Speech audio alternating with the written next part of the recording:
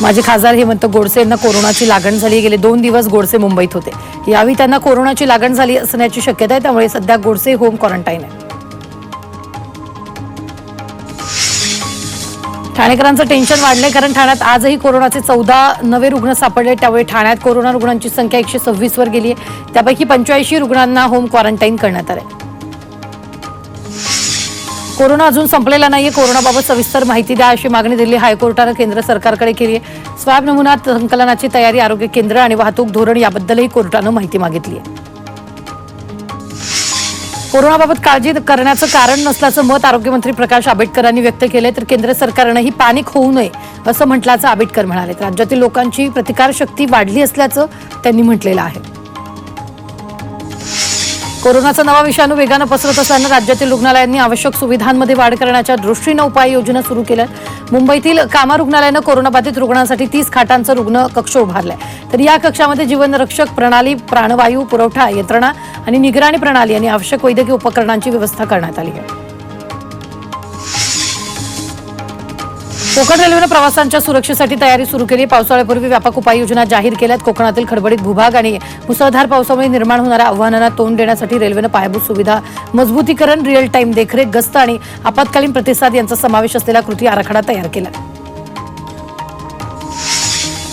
CSMT स्थानकावर दिव्यांग प्रवाशांसाठी सुविधा वाढवण्यात येणार आहे। या स्थानकावर दिव्यांग प्रवाशांसाठी शौचालय, तिकीट काउंटर आणि इतर सुविधा वाढवण्यात येतील। तसंच ब्रेल लिपीतही दिशादर्शक बसवण्यात येईल।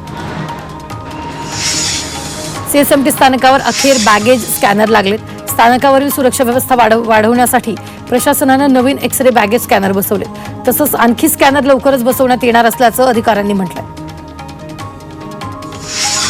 राज्य परिवहन महामंडळातील कर्मचाऱ्यांना जूनपासून 53% महागाई भत्ता मिळणार असल्याची घोषणा मुख्यमंत्री एकनाथ शिंदेंनी केली आहे। तसंच महागाई भत्त्याच्या थकबाकीबाबत निधीची उपलब्धता पाहून यथावकाश निर्णय घेण्यात येईल असंही शिंदेंनी स्पष्ट केलं। आरटीओ विभागाकडून 1 जूनपासून रिकॅबिलिटेशन न केलेल्या रिक्षा, टॅक्सी चालकांवर दंडात्मक कारवाई करण्यात येणार होती, परंतु रिकॅबिलिटेशन करण्यास मुदतवाढ दिली आहे असा गैरसमज रिक्षा, टॅक्सी चालकांमध्ये आहे। तर आरटीओ अधिकाऱ्यांना कारवाई करण्याचे पुन्हा आदेश न आल्यानं संपूर्ण कारवाईबाबत संभ्रम निर्माण झालाय। तर रिकॅबिलिटेशन करण्यास मुदतवाढ देण्यात येण्याची मागणी रिक्षा, टॅक्सी चालकांनी केली आहे। मुंबईतील लोकलमध्ये एक व्यक्ती बकरीसोबत प्रवास करत असलेला व्हिडिओ सोशल मीडियावर व्हायरल झालाय। बकरी ईदच्या पार्श्वभूमीवर देवनार बकरी मार्केटमध्ये अनेक भागातून नागरिक मोठ्या संख्येनं बकरीची खरेदी करण्यासाठी जातात। तसाच एक व्हिडिओ आता व्हायरल झालाय।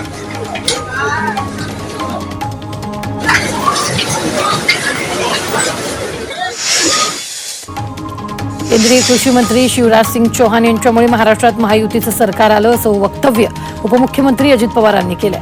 महायुतीच्या विजयात शिवराज चौहानांचं योगदान असल्याचं ते म्हणाले। मध्य प्रदेशमध्ये तुम्ही लाडकी बहीण योजना आणून सरकार आणलं, मग आम्ही ही योजना आणून महाराष्ट्रात पुन्हा महायुतीचं सरकार आणलं असं अजित पवार म्हणाले। उपमुख्यमंत्री एकनाथ शिंदेंच्या उपस्थितीत शिवसेना नेत्यांची बैठक पार पडली आणि या बैठकीत एकनाथ शिंदेंनी शिवसेना मंत्र्यांना खडेबोल सुनावले। खराब कामगिरी करणाऱ्या आणि पक्ष संघटनेकडे लक्ष न देणाऱ्यांना मंत्र्यांना त्यांनी खडेबोल सुनावले। तर कामगिरी सुधारण्याची काही मंत्र्यांना सूचना दिल्या। दुसरीकडे जनतेत जाऊन लोकांची कामं करा, पक्ष संघटना वाढवा अशा सूचनाही शिंदेंनी मंत्र्यांना दिल्या। राष्ट्रवादी शरद पवार गटाचे जितेंद्र आव्हाड आणि उपमुख्यमंत्री एकनाथ शिंदे यांची भेट झाली आहे। या भेटीत त्यांनी एकमेकांशी संवाद साधला। सह्याद्री अतिथीगृहातून बाहेर पडताना दोन्ही नेत्यांची भेट झाली। त्यानंतर दोघांनी चर्चा केली। त्याची आता राजकीय वर्तुळात चर्चा सुरू झाली आहे। पंतप्रधान नरेंद्र मोदींनी भारताला जगात कमकुवत दाखवलं असा गंभीर आरोप खासदार प्रणिती शिंदेंनी केला। कुठे इंदिरा गांधी आणि कुठे नरेंद्र मोदी असं वक्तव्य करत मोदींवर निशाणा साधलाय।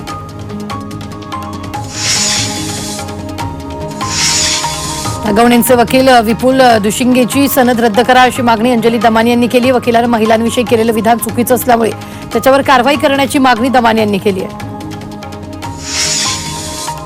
लाडकी बहीण योजना म्हणजे लोकसभेच्या पराभवानंतर आणलेला सुयोजित कट होता अशी टीका जितेंद्र आव्हाडांनी केली आहे। तसंच मतं मिळवण्यासाठी ही योजना आणली असून निवडणुकीनंतर बहिणींची गरज काय असा खोचक सवाल आव्हाडांनी केला।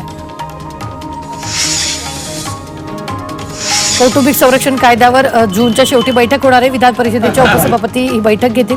कौटुंबिक संरक्षण कायद्यात काही बदल करता येतील का, त्याला अधिक कडक कठोर कसं बनवता येईल यावर चर्चा होणार आहे। भरत राजपूत यांची भाजपच्या पालघर जिल्हाध्यक्षपदी दुसऱ्यांदा निवड करण्यात आली. पालघरमधील भाजपचे निवडणूक प्रमुख आमदार रजन नाईकांच्या उपस्थितीत राजपूतांचा सत्कार करण्यात आला. राजपूत यांची दुसऱ्यांदा जिल्हाध्यक्षपदी निवड झाल्यानं जिल्ह्यात भाजप संघटन मजबूत होणार असल्याची भावना कार्यकर्त्यांनी व्यक्त केली आहे.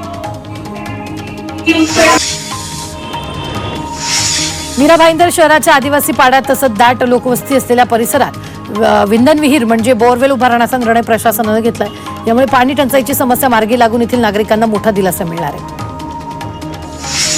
बदलापुरातील सर्वात मोठ्या बाल उद्यानाचं लोकार्पण करण्यात आलं. माजी नगराध्यक्ष वामन म्हात्रे यांच्या हस्ते बाल उद्यानाचं लोकार्पण केलं. या परिसरातील अतिक्रमण हटवून 5 एकरमध्ये हे बाल उद्यान उभारण्यात आलं.